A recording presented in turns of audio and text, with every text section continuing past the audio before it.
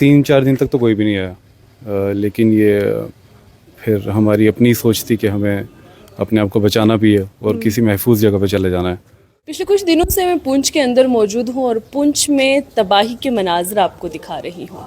तबाही के मनाजर में जिस तरीके से आपने देखा कि सिंडिकेट चौक में 2 अमवात हुई और उसके साथ आसपास के जो इलाके थे उनमें भी काफ़ी असर देखने को मिला, लेकिन वहीं पर सिंडिकेट में ही एक ऐसा घर है जिसमें शेल आकर गिरा है और उस शेल की वजह से घर को काफ़ी हद तक नुकसान हुआ है। मैं आपको दिखाना चाहूँगी वो घर जहाँ पर शेल गिरने की वजह से उसकी जो दीवारें हैं वो टूट गई हैं, छत टूट गया है और इसमें बिखरी हुई जो ईंटें हैं वो साफ साफ उस मंजर को जो है वो दिखा रही हैं।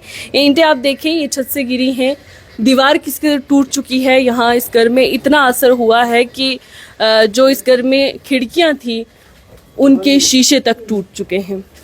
मैं आपको ऊपर का ये मंजर दिखाना चाहूँगी जहाँ पर आकर शेल गिरा है और शेल की वजह से देखिए कि पूरा का पूरा छत जो है वो टूट चुका है, पूरा मलबा जो है वो नीचे आकर गिर गया है। और सबसे बड़ी खुशकिस्मती की बात कि घर में कोई भी नहीं था जब ये वाक़या हुआ है, जब ये हादसा हुआ है, जब शेल आकर गिरा है और जिससे कोई भी जानी नुकसान जो है वो नहीं हुआ है। आप देखिए कि पूरा का पूरा छत नीचे आकर गिर गया, मलबा जो है वो नीचे आकर गिर गया है। सिर्फ यही की जो है वो कहानी नहीं है, यहीं तक नहीं रुकते। इस शेल की गिरने की वजह से जो दीवारें हैं वो क्रैक हो गई हैं। हालांकि किचन में उस कदर कोई नुकसान जो है वो देखने को नहीं मिला, साथ में किचन ही थी, किचन में सारी चीज़ें अपनी अपनी जगह पर जो है वो मौजूद हैं। लेकिन अगर हम थोड़ा अंदर आते हैं, खिड़कियाँ जो हैं उसके शीशे जो हैं वो टूट चुके हैं और दीवारें जो है वो क्रैक हो चुकी हैं। ये ऊपर मैं आपको दिखाना चाहूँगी कि दीवारें जो हैं वो क्रैक हुई हुई हैं। और इसके साथ साथ जब हम ऊपर को जाते हैं, वाइब्रेशन की वजह से कितना नुकसान हुआ है और इसका असर साथ वाले घरों में भी देखने को मिला है। ये देखें, ये दीवारें टूटी हुई हैं, छत उखड़ गया है। ये वो जगह है जहाँ पर आकर शेल गिरा है। आप देखें कि कितनी इंटेंसिटी से ये शेल गिरा है। छत जो है बिल्कुल ख़त्म हो गया है। इस घर पर 2 टैंकियाँ थी, उनका नामो निशान नहीं रहा। एक ये टैंकी है, ये कहीं ना कहीं दिखी है, इसके जो बाकी हिस्से बचे हुए हैं वो हैं, लेकिन एक टैंकी उसका पता ही नहीं वो गई कहाँ है।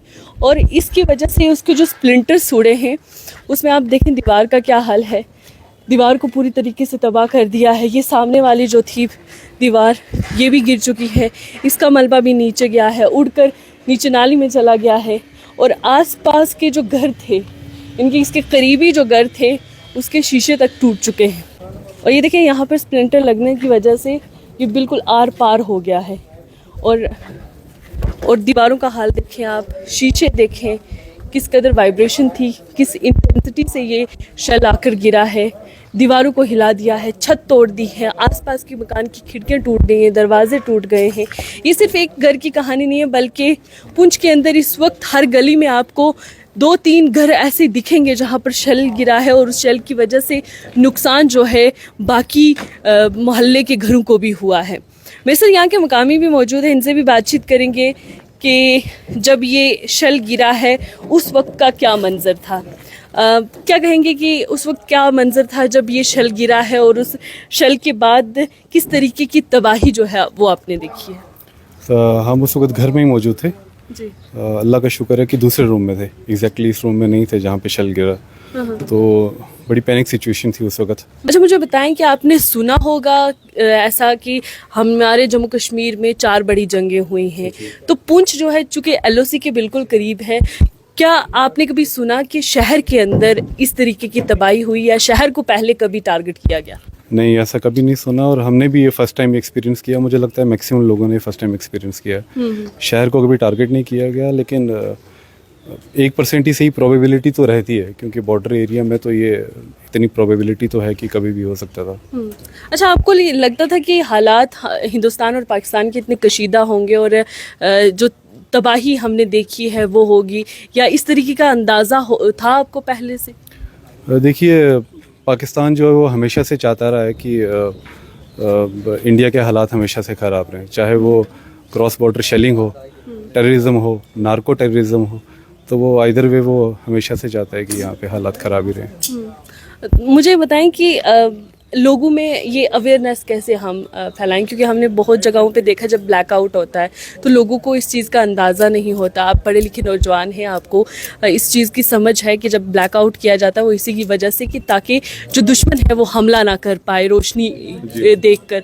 तो आप क्या कहेंगे लोगों से कि जिस तरीके से ब्लैकआउट के माहौल में जो भी SOPs जो हैं वो फॉलो करने होते हैं लोगों को, वो किस तरीके से करने चाहिए ताकि अपना बचाव जो है वो किया जा सके? ये हम फर्स्ट टाइम एक्सपीरियंस कर रहे थे और इनफैक्ट एडमिनिस्ट्रेशन ने इनिशिएटिव भी लिया था कि वो मॉक ड्रिल्स करवाएंगे, लेकिन वहाँ तक नौबत ही नहीं आई।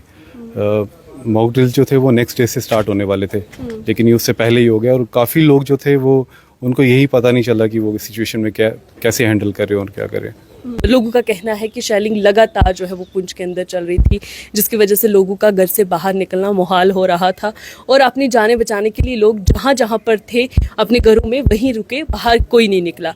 लेकिन जब शेलिंग रुक गई उसके बाद इंतज़ामिया की जानिब से क्या कुछ स्टेप्स उठाए गए? इंतज़ामिया ने आपकी किस तरीके से मदद की?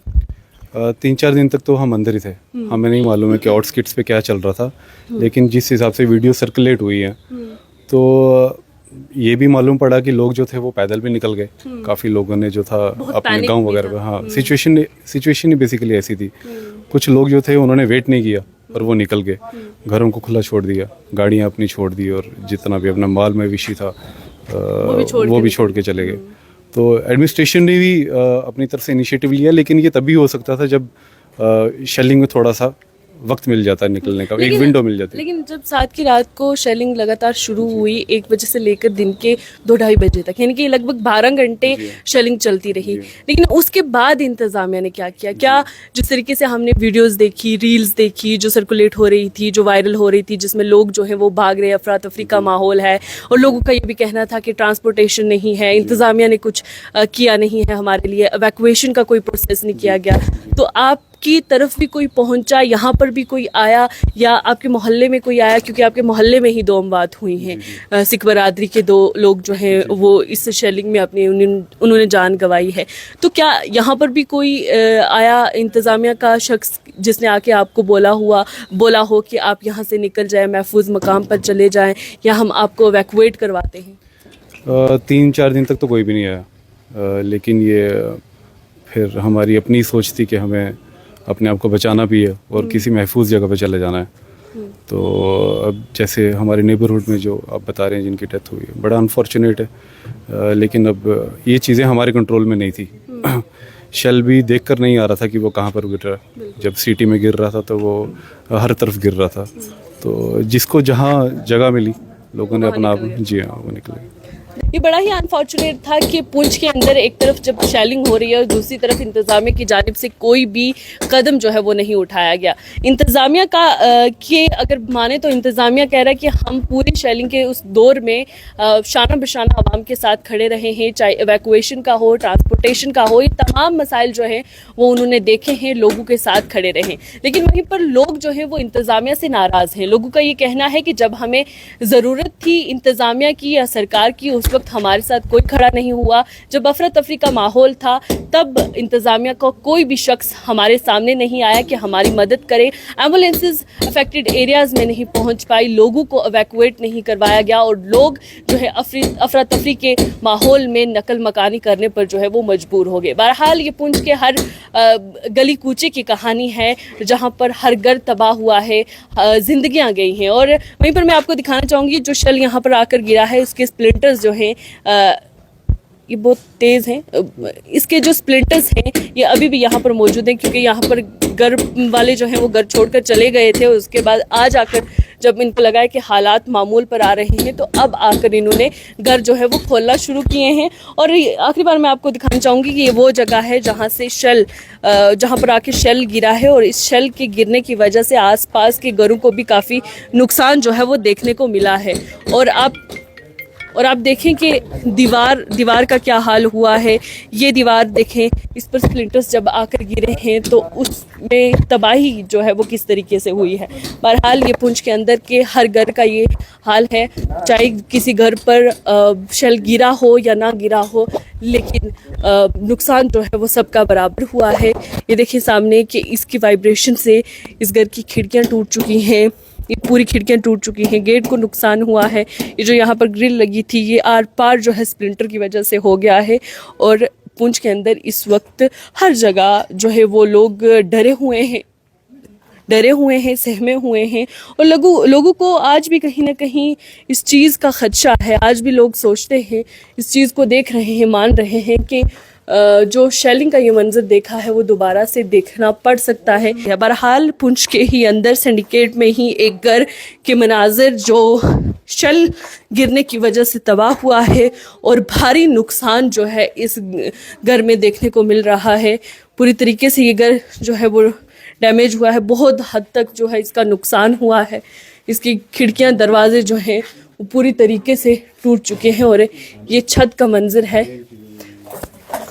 ये आप देख सकते हैं कि यहाँ पर जब शेल गिरा है और पूरे का पूरा मलबा आकर नीचे गिर गया है।